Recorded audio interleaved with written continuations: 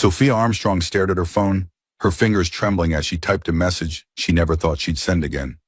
Caleb, I really hate to ask this, but I need 30 pounds for Emily's formula. I get paid on Friday. I promise I'll send it back. Her thumb hovered only a moment before she hit send.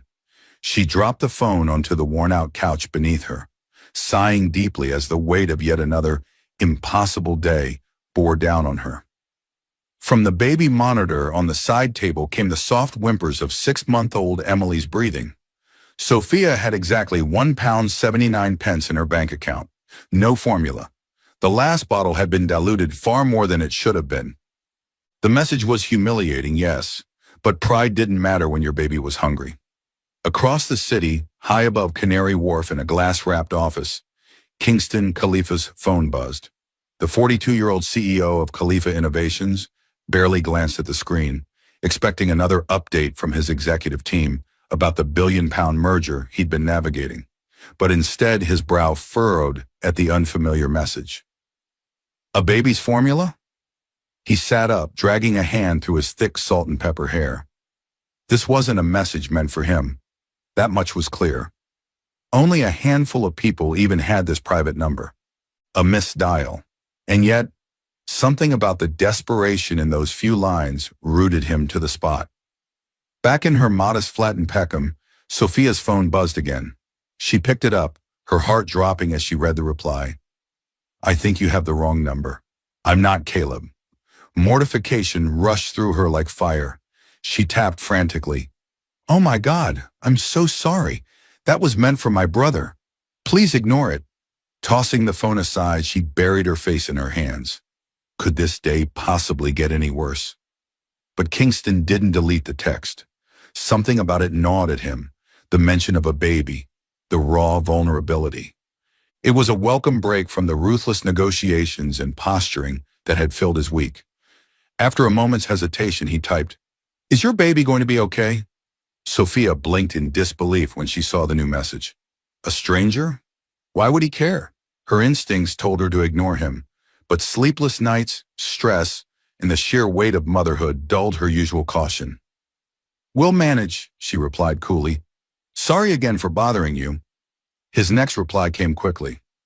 I could help. No strings attached.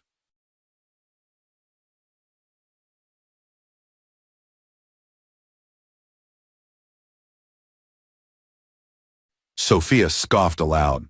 In her experience, there were always strings. Thanks, but I don't take money from strangers. Smart policy, Kingston responded. I'm Kingston. Now I'm not a stranger. What formula does Emily need? Sophia paused. Something about the name felt vaguely familiar, but she couldn't place it. Her thumb hovered over the screen. Why would a stranger, even one polite enough to offer help, care at all? Meanwhile, in his sleek penthouse office, Kingston gazed out at the dusky London skyline. Why was he doing this? If you asked his assistant, she'd say he was procrastinating. His ex-wife would claim it was another emotional impulse. Maybe both were right. Still, he typed, Let's just say I've been fortunate. I remember what it's like not to be. Sophia exhaled slowly, staring at the dim corner where Emily's crib sat. Sleep was a distant memory. She'd been running on coffee and anxiety for weeks. Infamil gentlis, she finally typed. It's expensive, but it's the only one Emily can tolerate. She's colicky. There was a long pause. Then, what's your Monzo or Revolut handle? She hesitated. Was she seriously considering this? But she could always block him if it got weird. With a deep breath, she sent her Monzo link. Seconds later, her screen lit up. £300 received from Kingston Khalifa. Sophia's eyes widened. This is too much. I was only asking for £30. Call it an advance for the next few months, Kingston responded. One less thing to worry about. The tears came before she could stop them. She hadn't cried when she'd lost her job at the firm. Not when Caleb, her only sibling, moved to Birmingham for work. Not even when her landlord slid the final eviction warning under her door. But this moment of kindness from a stranger, undid her. Thank you, she typed, voice catching in her throat. You're welcome, Sophia. Take care of Emily. Later that evening, after a short trip to Tesco, with a bag full of formula and groceries, Sophia paused in her hallway, suddenly chilled. She never told him her daughter's name. The next morning, her phone buzzed again. "Hope you and Emily slept better. I have a proposition for you." Sophia's stomach tightened. Here it comes, she thought. The strings. "What kind of proposition?" she asked cautiously. "Professional," Kingston replied. "Not personal. I run a tech firm, Khalifa Innovations. We need someone with accounting experience for a short-term project." "Your brother Caleb mentioned you're looking for work." Her breath caught. "How do you know Caleb? How do you know I'm an accountant?" she typed, eyes darting to her social media, still all private. "Your number's nearly identical to Caleb Armstrong's. He's in my HR department. When I mentioned a wrong number text, he figured it out. He speaks highly of you." Sophia stared at the wall, trying to sort through the mix of relief and suspicion. This could all be coincidence. Couldn't it? "Completely coincidence," Kingston followed up, as if reading her thoughts. "But maybe a fortunate one for both of us. We need help reconciling accounts before a merger. 3-month contract, potential for something long-term. Interested in interviewing?" Sophia leaned back against the wall, clutching Emily to her chest. Could she really afford to turn this down? The glass tower of Khalifa Innovations rose like a crystal monolith above Canary Wharf. As Sophia Armstrong stood at its base, the morning sun gleaming off its panels, she adjusted the strap of Emily's baby carrier and smoothed her second-hand blazer. It was neat, professional, and thrifted, the kind of look that said, "I'm trying," even when life had handed you nothing but setbacks. Inside the sleek marble lobby, a sharply dressed black security guard looked up from the front desk and smiled. "Miss Armstrong?" he asked before she could say a word. She nodded, surprised. "Mr. Khalifa's expecting you. You're headed to the top floor. Rita will meet you by the lift." The sheer efficiency of the welcome caught Sophia off guard. She had been to job interviews before, dingy waiting rooms, awkward receptionist exchanges, long waits in silence. But this felt like she'd accidentally walked into the life of someone else. A few seconds later, a poised woman in her mid-50s, with perfectly pinned braids and graceful confidence, approached her. "I'm Rita," she said warmly, offering a hand. "Right this way." Sophia followed Rita into a lift lined with mirrored walls, trying not to fidget as the numbers rose. This isn't real, she kept thinking. This is some strange dream, or a prank Caleb set up. But as they reached the top floor and stepped into a sunlit corridor, her doubts started to crack. Rita led her past open-plan workspaces filled with bustling staff and whispered, "You'll be meeting Mr. Khalifa in his private office. He'll join you shortly. Would you like water or coffee?" "Water, please," Sophia said, trying not to sound as overwhelmed as she felt. She lowered Emily's carrier onto a plush leather couch in the waiting area of the corner office. The baby, thankfully, was still asleep. As Rita left, Sophia glanced around. The space was modern but inviting. Bookshelves lined one wall, a warm-toned guitar rested in a corner, and family photos adorned the dark wooden desk. Not at all the cold, impersonal lair she'd expected from a billionaire tech mogul. "You've got a peaceful sleeper there." The voice was deep, smooth, and came from the doorway. Sophia turned sharply. There he was, Kingston Khalifa. Taller than she imagined, dressed in a tailored navy suit that complemented his brown skin and silver-streaked beard. Kingston carried the quiet authority of someone who had learned to control chaos, both business and personal. "Mr. Khalifa," she said quickly, standing. "Thank you for seeing me." "Kingston," he corrected, offering a brief but firm handshake. "Thanks for coming in on such short notice." There was a pause. They both seemed to silently acknowledge how strange the situation truly was. "I suppose I should explain," he began, sitting across from her. "The text yesterday, I don't usually respond to things like that." "I don't usually send them to strangers," she countered, folding her hands in her lap. "I'm still not entirely comfortable with what happened." Kingston nodded slowly, appreciating her honesty. "It was a specific kind of day," he said, glancing toward the window. Yesterday was the anniversary of my daughter's passing. Sophia's heart twisted. I'm so sorry, she whispered. She would have turned 8, he said, his voice low. Leukemia. 3 years of fighting. 3 years of hospitals in hope and disappointment. He looked toward Emily, who stirred slightly in her sleep. When your message came through, it felt like, I don't know, a second chance to help where I couldn't before. Sophia softened. The suspicion that had been coiled tightly in her chest began to loosen. This wasn't some setup, not a trap, maybe just a strange moment of grace, born from pain and timing. And the job? She asked carefully. Completely legitimate, Kingston assured her. After I told Caleb about the message, he realized who you were immediately. He said you'd been applying, but no one was calling back.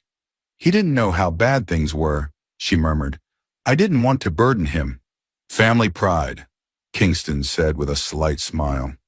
I get it. He handed her a sleek folder. This is the contract, 3-month term, full pay and benefits. We're preparing for a merger, and we need someone to sort through anomalies in our financial records. Sophia scanned the document. The pay was generous, more than her last full-time job at her accounting firm. The benefits included on-site childcare, which felt almost too good to be true. This is a lot for a temp role, she said cautiously. We pay for quality, Kingston said simply. And I've seen your resume. Caleb gave me a copy. Top of your class, Deloitte experience. You're not just qualified, you're a catch. Sophia was startled by the compliment. Before she could respond, Rita returned with a bottle of chilled water and a polite nod. Once they were alone again, Sophia turned serious. Why didn't you just say who you were in the text? Kingston took a sip of his coffee, eyes steady. Would you have believed me if I said, Hi, I'm a CEO. Let me help you? She let out a short laugh. Probably not. And truthfully, this was unorthodox. The board would have asked too many questions if I'd brought you in personally. But I don't believe in bureaucracy when someone needs help. Just then, Emily stirred. Sophia reached instinctively for her bag and bottle. Would you prefer a private space? Kingston asked, nodding toward a nearby door. There's a small kitchenette with a bit more privacy. Grateful, Sophia stood and slipped into the warm, softly lit room. As she prepared the bottle, her mind spun. A billionaire CEO, a wrong number, a job offer she hadn't applied for. Was this a dream or a test? When she returned to the office, Kingston was finishing a tense call. His voice dropped just before he hung up. I don't care what Eric says. We're not selling that division. I gave those employees my word. He saw her and immediately softened. Sorry about that. Merger drama. No worries, she said, settling Emily on her lap. You're really good with her, he added gently. I had to be, she replied, eyes fixed on her daughter. Her father left when I was 3 months pregnant. It's just been the two of us. Kingston's gaze hardened. His loss. The interview shifted to logistics. Hours, responsibilities, confidentiality. The more they talked, the more Sophia's instincts began to settle. Then Kingston said something unexpected. The daycare is full, but until a spot opens up, I'd like you to work here, in my private suite. There's a small conference room you can use, and Emily would be welcome. Sophia blinked. That's unusually kind. Kingston gave her a small smile. We need your skills, and this merger is delicate. I need someone I can trust, close. Just then, Rita reappeared. Mr. Khalifa, your 10:30 is waiting. Kingston rose, then offered his hand again. So, Sophia Armstrong, do we have a deal? Sophia hesitated for just a second. Then she stood, shook his hand and said, Yes, thank you. And one more thing, Kingston added as he moved toward the door. The 300 pounds. That was a gift, not an advance. You don't owe me anything. Before she could protest, he was gone. And for the first time in a long time, Sophia stood in a room that made her believe, maybe, just maybe, her life was finally turning a corner. 3 weeks into her new role at Khalifa Innovations, Sophia Armstrong still found herself catching her breath every time she stepped into the top floor. The towering glass views of Canary Wharf, the quiet luxury of the office, the way Rita always greeted her with a warm, "Morning, love," it all felt surreal. Each day began the same, a gentle elevator ride to the executive suite, Rita's knowing smile and a fresh cup of coffee, and then Sophia would set Emily down on a soft mat by her desk in the converted conference room Kingston had offered. The once spare space now held a portable crib, colorful toys, and even a rocking chair Rita claimed just showed up one morning. Emily loved it. Sophia was still adjusting. But the work, now that felt familiar and challenging. The merger was no small feat, reconciling accounts across divisions, digging through old data, analyzing layers of financial records. This was the part Sophia could sink her teeth into. Today, she was tracing the paper trail behind a dormant acquisition account from a smaller media subsidiary, one absorbed a year ago. She frowned, her eyes narrowing, as she cross-checked two spreadsheets. "These numbers don't add up," she muttered under her breath, tilting her head as Emily babbled from her mat. Sophia leaned closer to her screen. There were tiny, regular discrepancies, amounts that wouldn't raise eyebrows alone. But when she zoomed out and looked at the 18-month timeline, the pattern sharpened. Someone had been siphoning money in small, coordinated amounts, barely noticeable, easily masked with adjusted entries. But not to her. A knock pulled her attention. She looked up to find Kingston in the doorway, his tie loosened and his usual composure slightly frayed. "Making progress?" he asked, crouching down immediately to greet Emily, who squealed and stretched her arms toward him. "She's going to forget I'm her mother at this rate," Sophia teased, watching Kingston scoop up Emily with a gentleness that caught her off guard. "I doubt that," he said, smiling at the baby. Then his attention returned to Sophia. "Something wrong?" "Yes," she said, swiveling her monitor toward him. "Look at this. These anomalies in the Thompson acquisition accounts. They're too regular to be accidental." Kingston stepped forward, brow furrowing. He scanned the data she highlighted. "How much are we talking?"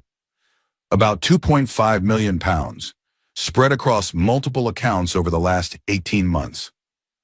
He let out a slow breath, jaw tightening. "You're sure?" Sophia looked him squarely in the eye. "It's why you brought me in, right? To find this exact kind of thing?" A flicker of something crossed Kingston's face. Guilt? Worry? "Yes," he said quietly. "You were brought in for exactly this." Sophia sat back, arms crossed. "So what now?" "I need you to put together a detailed report," Kingston said, straightening. "Every transaction, every pattern. But don't share it with anyone else, not even Caleb." Sophia blinked. "Not even your CFO?" Kingston's face hardened. "Especially not Eric." The room went still. After he left, Sophia stared at the door, mind racing. Why would Kingston want to keep this from the chief financial officer unless... She shook her head. Don't go making up conspiracy theories, she thought, forcing herself to focus on her notes. But the doubt had been planted. That evening, as Emily drifted to sleep in their newly upgraded flat in South Bank, thanks to her generous salary, Sophia returned to the numbers. She pulled up the larger timeline of all acquisitions and financial reports post-merger. By midnight, her findings were impossible to ignore. The discrepancies began shortly after Eric was appointed CFO. His predecessor's abrupt resignation had seemed unusual at the time, but now it cast a shadow. The next morning, Sophia arrived earlier than usual. She hoped to speak to Kingston before his day filled up with meetings. But his office was dark. A few minutes later, her phone buzzed with a text. "Emergency board meeting. Use the time to finish your report. We'll talk later. K." The vagueness of the message did nothing to ease her rising anxiety. As Emily played quietly, Sophia pored over the accounts again, trying to find something, anything, that might suggest she was wrong. But all the data pointed in the same direction. Just before lunch, the sound of polished shoes clicking on marble pulled her out of her concentration. She looked up and froze. Eric stood in her doorway, tall, smooth, sharply dressed in an expensive gray suit and silk tie, He smiled, though it didn't reach his eyes. "Miss Armstrong," he said evenly, "burning the midnight oil?" Sophia quickly minimized her screen. "Just preparing reports for the merger." Interesting how Mr. Khalifa chose to keep you tucked away here," Eric said, glancing around the plush space. His tone dripped with unspoken suggestion. "Bringing your child to work, very accommodating." Sophia stiffened. "Kingston values efficiency. I've uncovered a few issues that needed addressing." "I'm sure you have," Eric replied, voice still pleasant but sharp beneath the surface. "But just a word of advice. Khalifa Innovations has been running fine for years. Temporary staff shouldn't get too comfortable." The message was clear. She was a threat, and he wanted her gone. As soon as he left, Sophia sat frozen, heart pounding. A few minutes later, her phone rang. An unfamiliar number. "Sophia Armstrong speaking," she said, trying to mask her nerves. "Miss Armstrong, this is Detective Clifford from the Financial Crimes Division. We're investigating irregularities in Khalifa Innovations' financial accounts. I'd like to ask you a few questions." Sophia's chest tightened. I'm not sure what I can tell you." "Perhaps we should speak in person," the detective said. "This afternoon, if you're available." Sophia sat in stunned silence long after the call ended. The investigation, the confrontation with Eric, something very dangerous was brewing, and now she was right in the middle of it. She looked at Emily asleep in her cot beside her desk, and she knew she had to protect her daughter, no matter what. By 3 p.m., Sophia Armstrong was barely holding it together. She had triple-checked her report. Every number, every date, every siphoned pound from Khalifa Innovations accounts. The discrepancies weren't just mistakes. They were deliberate. And now she was headed to the local office of the Financial Crimes Division to discuss them. Detective Clifford hadn't said much on the phone, but his tone was clipped and official. That alone had shaken Sophia. Was she being questioned as a whistleblower or as a suspect? At 3:15 sharp, Kingston Khalifa finally returned to the top floor. Sophia didn't wait. She intercepted him the moment he entered, her voice low but urgent. "Kingston, I need a word. Now." He looked startled at first, then gestured for her to follow. The moment the door to his office clicked shut behind them, Sophia let the words spill. "The police called me, the Financial Crimes Division. They're asking questions, Kingston, about you, about me." He froze, his face pale. "They've moved faster than I thought." "You knew this was coming?" she asked, eyes wide. "And you didn't warn me?" "I thought we had more time," he said, running a hand down his jaw. Eric, he's trying to make his move." Sophia's pulse jumped. "You think Eric is setting you up?" "I know he is," Kingston said grimly. "Sophia, there's something I need to show you. Something I should have told you earlier." He crossed to his desk and pulled open a locked drawer. From it, he retrieved a thick folder, stuffed with transaction records, email printouts, and internal memos. He laid it on the table between them. "I haven't been completely honest about why I hired you," he said quietly, "but I swear to you, everything else, including the help, the accommodations for Emily, even the way I feel about you, none of that was fake." Sophia's mind reeled. "What do you mean, not honest? You said the message was a mistake." "It was. The text was genuine. You dialed the wrong number, and I wasn't supposed to get that message. But once I realized who you were, I acted." Sophia blinked. "Acted? How?" "I've been investigating internal theft at Khalifa Innovations for 6 months, Kingston said, locking eyes with her. "I couldn't trust anyone in the senior team. Eric's hands are all over this embezzlement. I needed someone from the outside, someone smart with no ties to the company." Sophia felt like the ground beneath her had just shifted. "You used me." "I recruited you," he corrected gently. "Caleb mentioned you to HR months ago. Said his sister was one of the best forensic accountants he knew, but had been struggling since Emily came. When I realized who had texted me by mistake, I saw an opportunity." Sophia stared at him, stunned. "You manipulated me," she whispered. "You sent money to trap me into a role I didn't apply for. You used my daughter's needs to get what you wanted. No, Kingston said quickly, voice rising with urgency. I gave you a job you were more than qualified for, and I kept you close because I needed someone I could trust. Yes, I made the first move for strategic reasons, but everything since has been real. Before Sophia could respond, Rita burst through the door, something she had never done before. Oh, Kingston, she said, her voice shaking. They're here. Board security and police. They've got a warrant. Sophia froze. For what? Rita's eyes met hers, wide and horrified. They're accusing you both of embezzlement. Sophia staggered back, clutching her chest. That's not possible. I'm the one who found the discrepancies. Kingston turned to Rita. Take her, now. Use the private elevator and get her out, the safe house. Sophia blinked. What? Kingston, if you stay, they'll separate you from Emily while you're being questioned, he said, already ushering her toward the bookcase. Eric's trying to bury us both. He knows you found the evidence. We need to get you out before they can twist this any further. Rita moved swiftly, grabbing Emily's carrier and the files Sophia had been working on. You'll come too, right? Sophia asked, her voice cracking. I have to stay, Kingston said.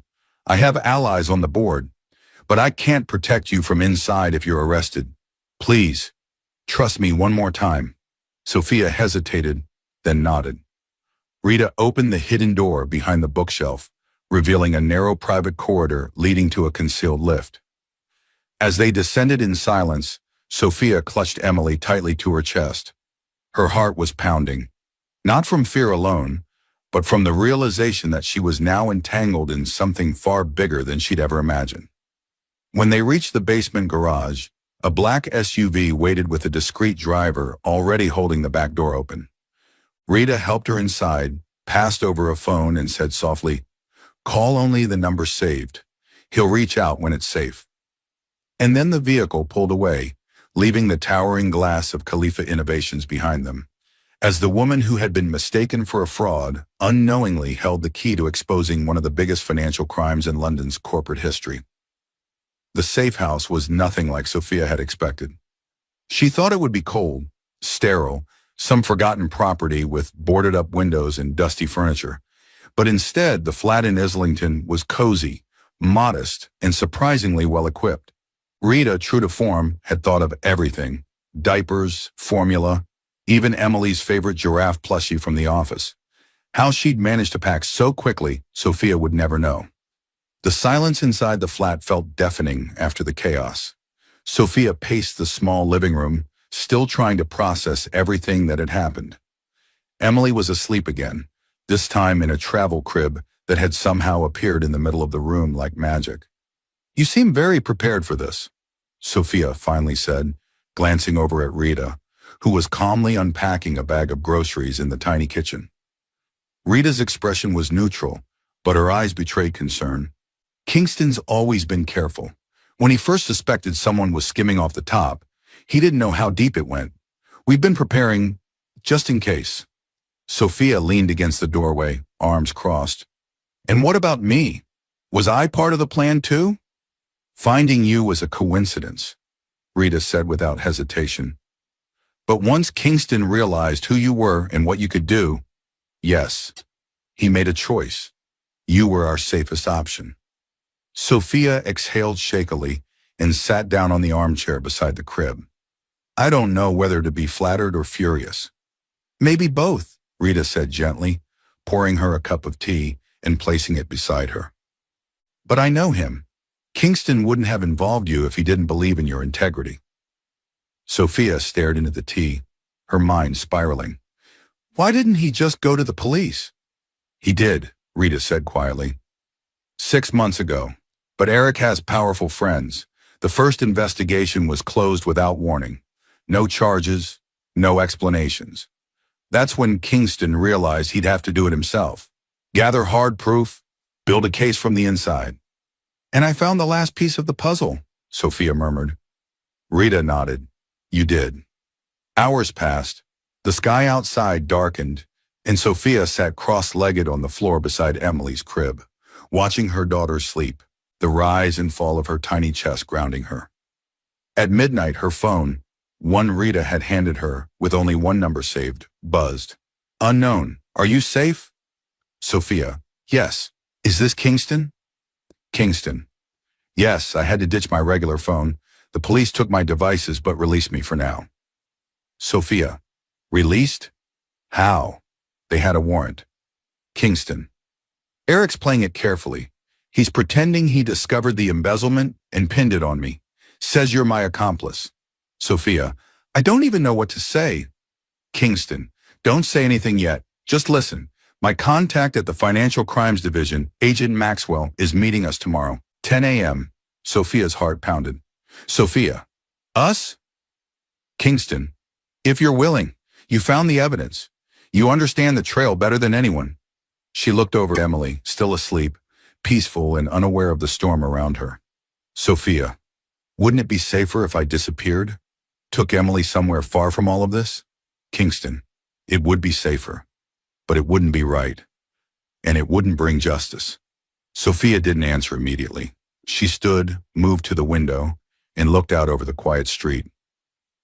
Disappearing was tempting. She had enough money saved now to start over. But if she ran, Eric would win. And Kingston, who had risked everything, would lose everything.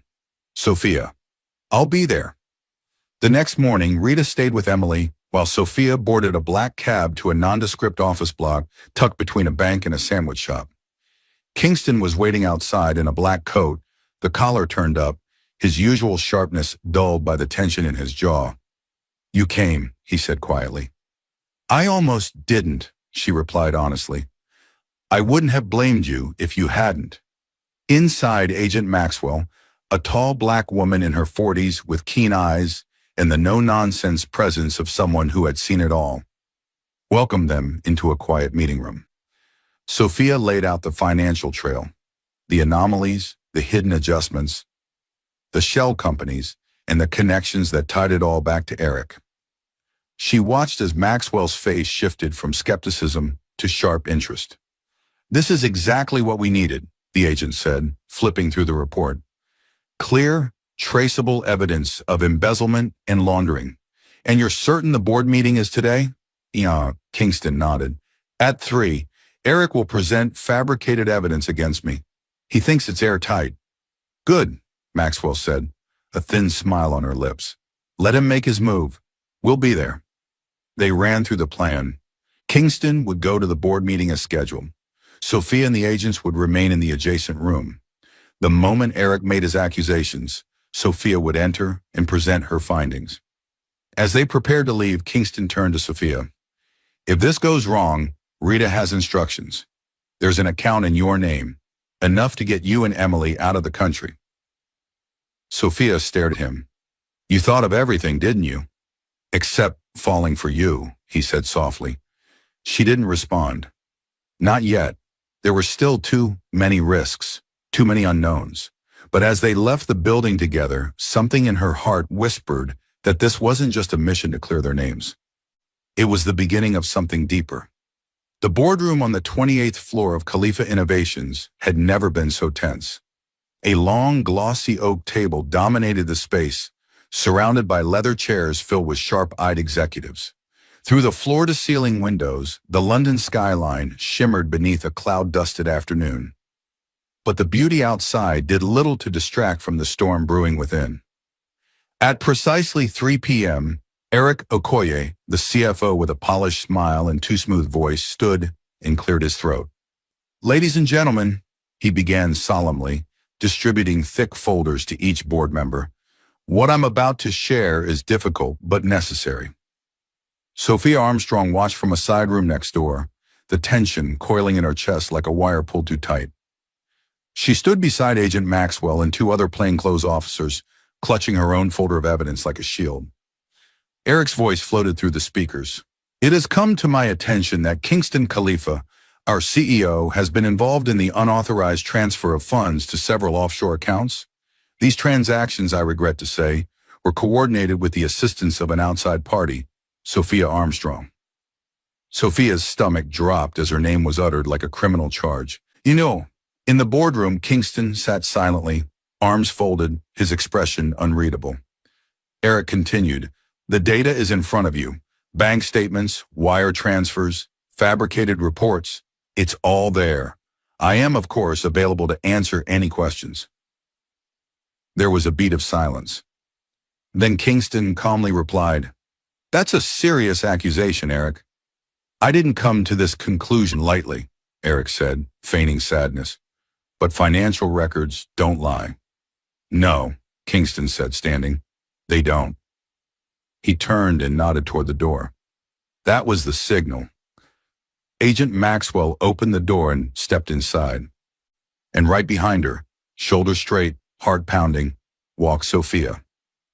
Murmurs exploded around the table. A few executives stood in surprise. Sophia Armstrong, Eric said coldly, recovering quickly. How convenient.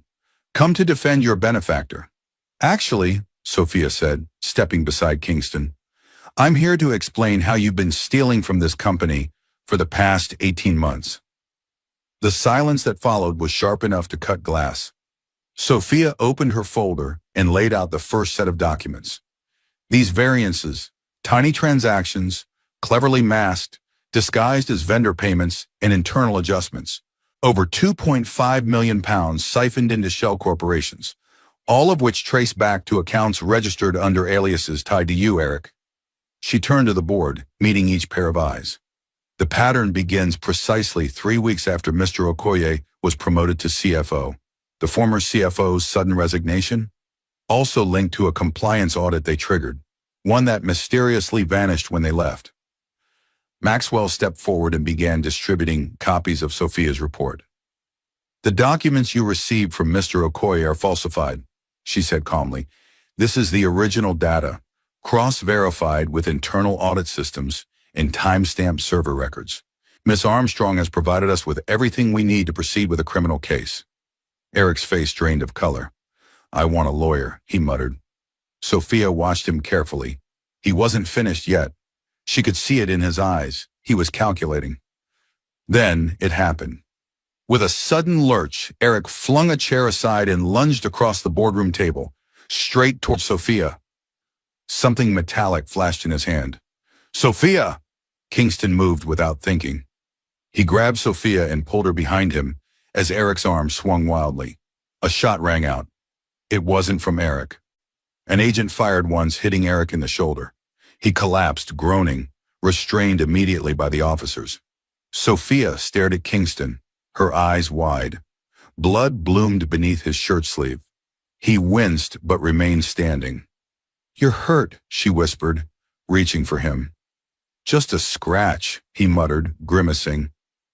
But I might need a new shirt. The agents removed Eric from the room. The remaining board members sat in stunned silence. Agent Maxwell stepped forward.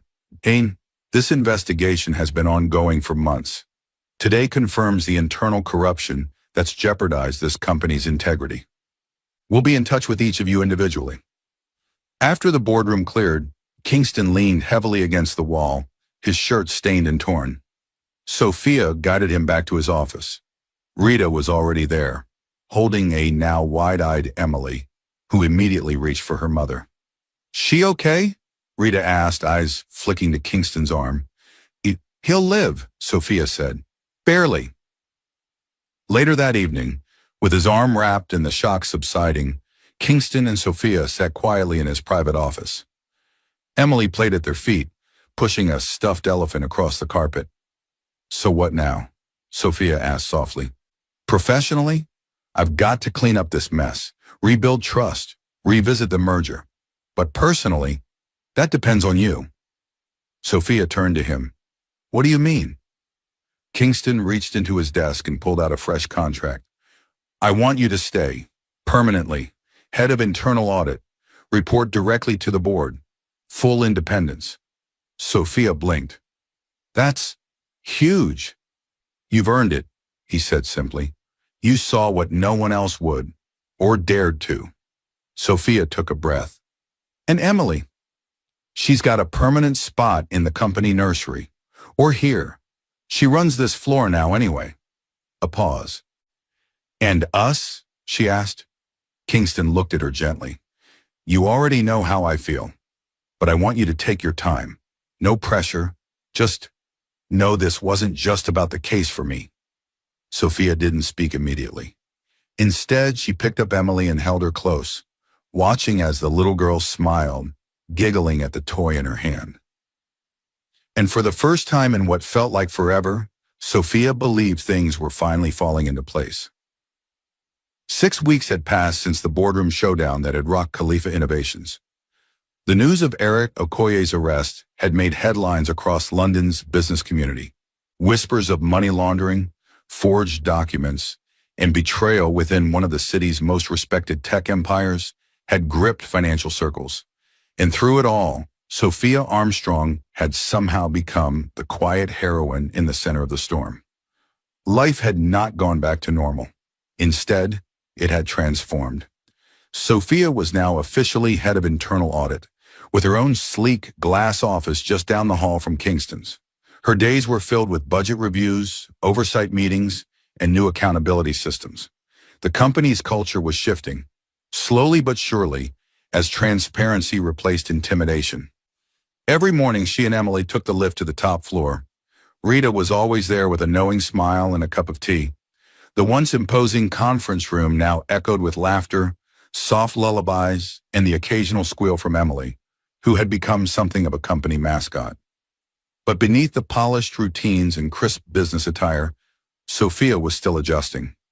One afternoon, she stood by the window of her office, staring out over Canary Wharf.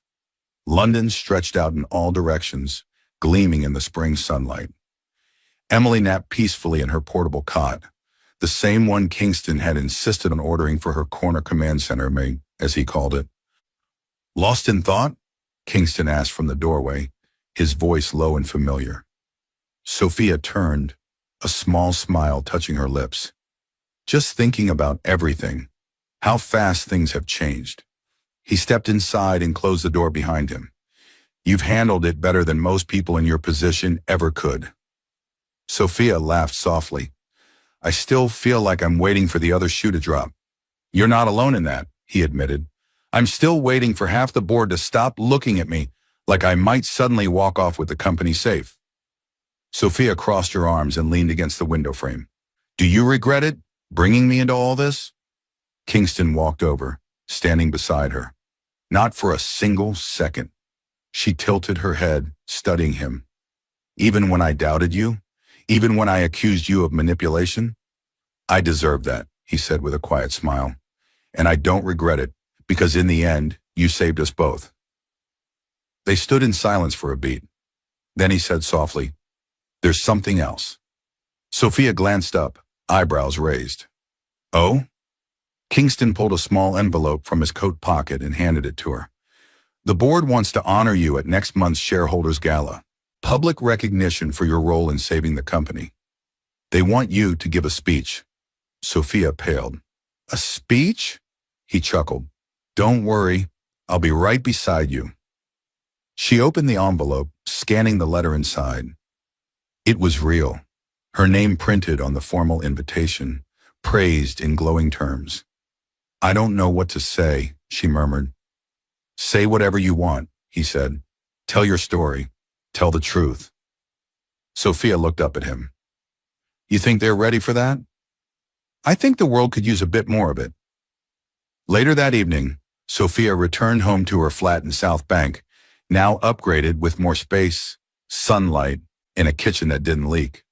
Emily giggled as she tried to crawl across the new rug, determined to chase a squeaky rubber duck that had rolled under the sofa. As Sophia knelt beside her, scooping her up with a smile, she caught her reflection in the glass door. She looked different now, steadier, stronger. Not just a survivor of circumstance, but someone who had chosen to rise through it. Her phone buzzed on the counter.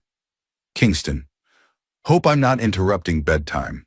Thought you might like this." A moment later, an image appeared. Emily, fast asleep in the office, curled up with a stuffed fox Kingston had bought on a whim.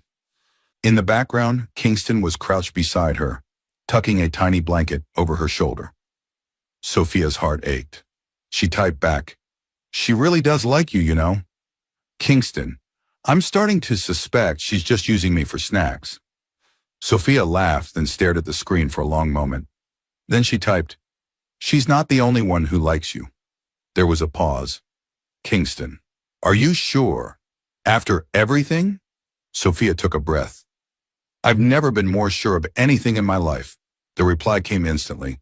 "Kingston, then let's stop pretending this is only about work." That night, Sophia stood at her window while Emily slept, watching the London lights flicker in the distance. For the first time in years, she wasn't afraid of what came next. She didn't know exactly what their future would look like, but she knew one thing for certain. It would be honest, it would be earned, and it would be together. The shareholders' gala at the Royal Exchange was nothing short of majestic. The grand hall, with its marble columns and sparkling chandeliers, shimmered beneath a wash of gold lights. London's most elite had gathered, suits tailored to perfection, gowns flowing like silk waterfalls, conversations bubbling over champagne and ambition. Sophia Armstrong adjusted the strap of her elegant navy blue evening dress, the one Kingston had insisted she wear. It hugged her curves with a sophistication that made her feel like she belonged here. And tonight she did. From across the hall, Kingston Khalifa caught her eye. He was in a deep gray tuxedo, sharp and clean, but his eyes softened the moment they landed on her. He raised his glass slightly, silently encouraging her. She offered a small smile, but her nerves twisted beneath the surface. This was the first time she would speak about what had happened, publicly, not just as the woman who helped catch a corrupt CFO, but as the quiet storm that had rewritten the narrative inside one of the most powerful tech firms in the country. "Speech is in 10 minutes, Kingston said as he approached, his voice low, reassuring. "You ready?" "No," Sophia whispered honestly, "but I'm doing it anyway." "That's all courage ever is," he said, slipping his hand into hers. A few minutes later, the MC took the stage. "And now please welcome the woman whose brilliance, integrity, and quiet strength helped uncover the truth, restore order, and remind us all what leadership should look like, Miss Sophia Armstrong." Applause thundered. Sophia stepped up to the microphone, her heart pounding in her chest. The lights were warm on her skin. Dozens of eyes watched her. She glanced once at Kingston. Then she began. "When I first walked into Khalifa Innovations, I was a single mother struggling to pay for baby formula." The room went still. "I had no connections, no corporate power, just a desperate message sent to the wrong number." She paused, scanning the faces before her. That message landed in the hands of someone who didn't ignore it. He saw something and made a choice that changed everything. From the audience, Kingston's gaze didn't waver. "I didn't come here tonight to be celebrated," Sophia continued. "I came here because sometimes the most unexpected mistakes lead us to exactly where we're meant to be. I was given a chance to prove myself, and I stand here today not just because of that chance, but because I took it." Applause swelled again, this time warmer, more personal. "Integrity isn't something you hang in a frame," she concluded. "It's what you choose in silence, in fear, and in truth." When she stepped down, Kingston was already there, waiting for her at the edge of the stage. He said nothing, just wrapped an arm around her waist and pressed a soft kiss to her temple. "You were brilliant," he whispered. "I was terrified," she breathed. "Exactly," he said, smiling. "That's what made it real." The rest of the evening blurred into a mix of congratulations, toasts, and admiring glances. But later, after the lights dimmed and the crowd faded, Sophia and Kingston stood on the balcony overlooking the Thames, the night air cool against their skin. "You know what people are saying," she murmured. "That we're together?" he asked, sliding a hand down her back. "That I only got this job because of you." Kingston turned to face her fully. "You earned this job before I even knew your name. And if things hadn't worked out, if you'd been wrong about me, what then?" "I wasn't wrong." His words were firm, certain. "And if I fall," she asked softly, "then I'll catch you." Silence settled between them. Not heavy, just full. Then she leaned in and kissed him. Not with hesitation, but with everything she hadn't been ready to say out loud. It was a kiss that said, "Thank you." A kiss that said, "I trust you." A kiss that said, "I want this." When they pulled apart, Kingston rested his forehead against hers. "I've loved you since the first day you stormed into my office and told me the numbers didn't make sense." Sophia laughed, her voice thick with emotion. "You're terrible at romantic lines." He grinned. "You still fell for me?" "Yes," she whispered. "I did." That night, as they rode back to her flat in silence, Emily slept peacefully in Rita's care, allowing Sophia one rare evening to simply be a woman in love. No chaos, no accounting errors, no accusations. Just the soft promise of something real, something lasting. It should have been smooth sailing from there. The gala had solidified Sophia's reputation, and the media had begun referring to her as the woman who saved Khalifa Innovations. Internally, staff morale had skyrocketed. Fraud prevention systems were being updated. Transparency was the new buzzword in every department. But peace, as Sophia was learning, rarely lasted long. One Friday morning, she arrived at the office to find Kingston's assistant, Rita, waiting at the lift, her expression uncharacteristically tense. "Good morning," Sophia said, adjusting Emily's carrier on her shoulder. "Something wrong?" Rita hesitated, then stepped inside with her. "We received a letter this morning, anonymous, sent directly to the board's general counsel." Sophia's stomach tightened.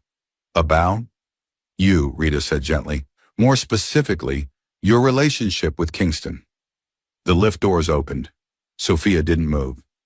"I'm sorry, love," Rita added.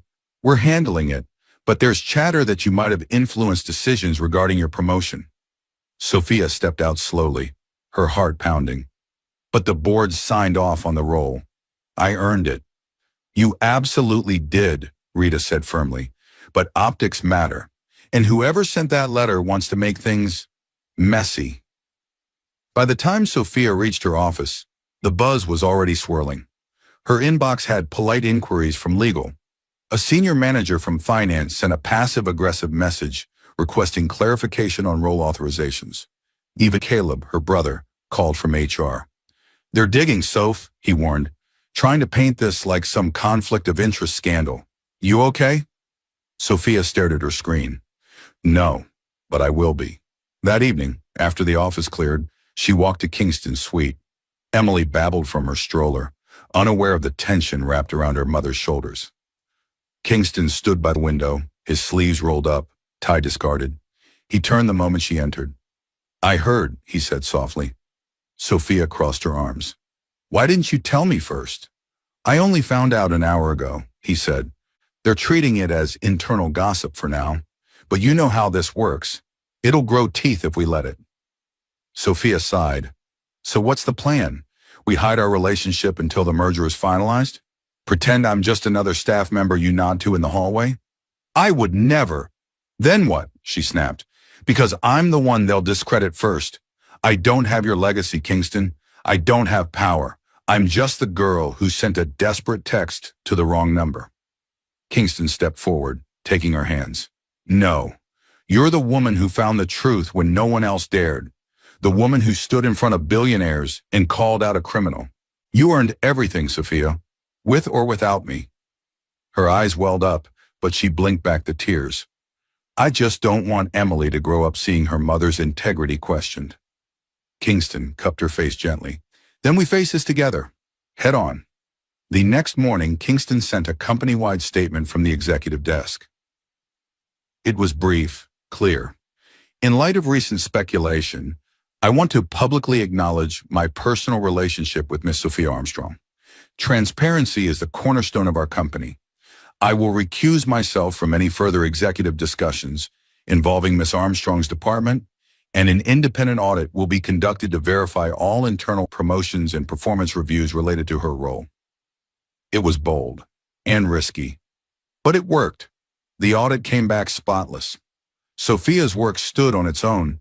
The numbers didn't lie, just like she never had. Still, the days that followed were hard. The stares, the whispers, the unspoken tension in the air. But slowly it began to fade. One afternoon, as Sophia walked into a meeting, one of the senior partners, An older woman who had never said more than a polite good morning stood up and gestured toward the seat beside her. "You're braver than most," she said quietly, "and better at your job than half this building." Sophia blinked in surprise. "Keep your head high," the woman added. "We need more like you." Later that evening, Sophia sat with Kingston on the roof garden of his home in Primrose Hill. Emily played with her stuffed elephant, crawling between their chairs under the stars. "She's going to remember this," Kingston said, watching the baby. "What, corporate politics and crisis management?" Sophia teased. "No, that her mother never bowed to fear, that she demanded her place and didn't apologize for it." Sophia leaned against him, exhaling. "I don't need public approval, but I do need peace." "And you'll have it," Kingston said. "We're not there yet, but we're getting close." He reached into his pocket and pulled out a tiny velvet box. Her breath caught, but he didn't open it. "Not yet. I'm not proposing," he said with a grin. "Not tonight. But when I do, I want you to already know the answer." Sophia's smile widened, her heart lighter than it had been in weeks. "You already know it," she whispered. And under the London sky, with the past behind them and the future stretching wide, peace finally felt possible. 6 months later, everything had changed, and yet somehow everything had stayed beautifully the same. Sophia Armstrong walked through the sleek hallways of Khalifa Innovations with a kind of ease she hadn't known she could possess. Staff nodded with genuine respect. Interns watched her in quiet awe. Executives listened when she spoke, and not just because of what she'd uncovered, but because of how she handled everything after. She hadn't just earned a position. She'd built a legacy. Emily was now a toddler, taking her first wobbly steps in the executive wing like she owned it. Rita swore the child would be running board meetings by age 3. Kingston, ever steady, had returned to full leadership after the board completed its restructuring. The company had weathered the storm and emerged stronger, and his public faith in Sophia had only deepened the loyalty around him. Together they had become something more than just a headline couple. They were a story, a testament to what could happen when the right person came into your life at the exact wrong time. That evening, Sophia arrived home to their renovated townhome in Chelsea, a warm, elegant space filled with soft light, bookshelves lined with financial guides and children's books, and the faint scent of vanilla and eucalyptus in the air. Emily squealed from the living room, waddling toward her as soon as she stepped in. "Mama!" Sophia scooped her up and kissed her cheek. "How's my brilliant girl?" "She tried to eat a crayon again," Kingston called from the kitchen, where he stood barefoot in gray joggers, stirring a pot of stew. "She's exploring," Sophia defended with a smile, setting her daughter on her hip. "She's experimenting with the wrong color palette," he replied, but his voice was soft and amused. Later, they sat at the dining table, Emily asleep upstairs, jazz humming faintly in the background. Kingston reached for Sophia's hand across the table. "You've barely looked at your emails this week. Something wrong?" Sophia gave a slow smile. "Actually, something right. I got the offer." His brow lifted. "From the Financial Accountability Commission?" She nodded. "They want me to join the review panel. A 6-month term, 1 day a week. That's huge, Soph." "I know," she said, "and I want to do it. But I also want to be here, with you, with Emily. So I'll take it. Just slowly." Kingston leaned back, watching her with admiration. "I never knew a wrong number could lead to all this." Sophia laughed. "I still think about that moment. How easily you could have ignored it. Just another random text." "I think about it too," he said softly. "How one moment of connection, however unexpected, can change everything." She stood, walked over, and slipped onto his lap. His arms wrapped around her instinctively. "You changed everything for me, Kingston," she whispered. "You didn't just offer me a job. You gave me space to be myself again." He kissed her shoulder. "You gave me something even greater, something I thought I'd lost forever." She pulled back slightly. "What's that?" "Hope," he said simply. a reason to believe in something beyond work and responsibility. They stayed like that, quiet and content, wrapped in the comfort of hard-won peace. The next morning, Sophia woke early. She moved carefully so as not to wake Kingston, then padded down the hallway to Emily's room. The baby stirred in her cot, blinking up at her mother with a sleepy grin. Sophia lifted her, cradled her close, and carried her to the window. Outside, London shimmered, gray skies tinged with golden streaks, buses humming below, the city beginning its day.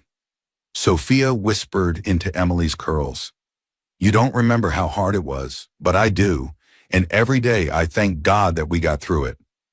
Emily babbled back, nuzzling her mother's neck. Later that day, Sophia stood on the rooftop terrace of Khalifa Innovations, watching the wind catch the London Eye in the distance. Kingston joined her with 2 mugs of coffee. "What are you thinking about?" he asked. "That sometimes," she replied, "the life you think is over is actually just beginning." He handed her the second mug. "And sometimes the biggest mistakes are the first steps towards something extraordinary." She looked over at him. "Is this our something extraordinary?" "No," Kingston said, eyes locked on hers. "This is just the beginning." 1 year later, the Khalifa Foundation launched its first initiative, a scholarship program for single mothers pursuing degrees in accounting and finance. Sophia Armstrong stood at the podium in a sleek cream dress, a subtle gold pin on her collar that bore the foundation's new logo, a stylized number 1 coiled gently into the shape of a heart. Behind her sat Kingston Khalifa, dapper as ever, holding Emily on his lap. The little girl was now walking confidently, waving at the guests in her soft pink dress, a toy calculator clutched in one tiny hand. The event was being streamed live across multiple platforms. It was a full-circle moment for Sophia, a woman who had once watered down baby formula and prayed for a miracle, now giving one back. "I stand here today," she said, her voice steady but emotional, "because a stranger responded to a text I sent by mistake." Soft laughter rippled through the crowd. "That stranger didn't just offer me kindness. He offered me a job. He gave me dignity.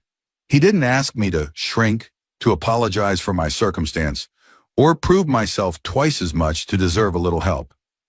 He saw me, and I found the courage to see myself again." Kingston's eyes never left her face. "We often talk about merit," she continued, "but merit doesn't exist in a vacuum. Opportunity matters, support matters, and belief, someone else's belief in you, can sometimes become the bridge between despair and destiny." Applause swelled. Sophia stepped back, nodding to the next speaker. As she walked off stage, Kingston rose to meet her, Emily now asleep on his shoulder. "You were perfect," he whispered, kissing her cheek. "I didn't cry this time," she replied with a proud smile. Progress. They moved to a quiet corner of the rooftop garden, away from cameras and guests. Just the 3 of them beneath the wide London sky. The air was crisp, the city humming far below. "Do you ever think about that day?" she asked. "The text?" Kingston smiled. "Every single day. I still wonder what would have happened if I had double-checked the number." "You'd have figured things out, Sophia. You always do." She reached for his hand. "Maybe, but I wouldn't have found you." He turned fully toward her, brushing a curl from her cheek. "And I wouldn't have found the 2 people who make my life feel like home." A pause settled between them, thick with the weight of everything they'd survived. Then Kingston pulled a small velvet box from his jacket pocket. But this time, he didn't hesitate. He opened it. Inside sat a simple ring. Gold, delicate, timeless. No extravagance, just intention. "Sophia Armstrong," he said softly, "you walked into my life because of a mistake, but you became the best decision I ever made. I don't want another day to pass without calling you my wife. Will you marry me?" Tears welled in her eyes instantly, but her voice was sure. "Yes." He slipped the ring on her finger, and she kissed him, gently, joyfully, completely. From somewhere in the garden, someone clapped. Then more followed. The ripple of celebration wrapped around them, but Sophia barely noticed. In that moment, there was only Kingston's warmth, Emily's quiet breathing, and the sound of her heart finally settling into peace. Later that night, after they'd put Emily to bed and the house was still, Sophia curled beside Kingston on their couch, her head on his chest. "I don't believe in accidents anymore," she murmured. "No, I believe in purpose, in timing, in the idea that sometimes the universe sends us exactly what we need, just not always the way we expect." Kingston ran his hand along her arm. "Even if it comes in the form of a desperate text sent to the wrong number?" Sophia smiled, eyes closed. "Especially then." And so, in a city of millions, two souls who weren't meant to cross paths did, and in doing so, built a life anchored in truth, love, and one simple reminder. Sometimes the wrong number is exactly the right one. Dear viewers, what lesson did you take away from this dramatic tale? We would love to hear your thoughts in the comments below.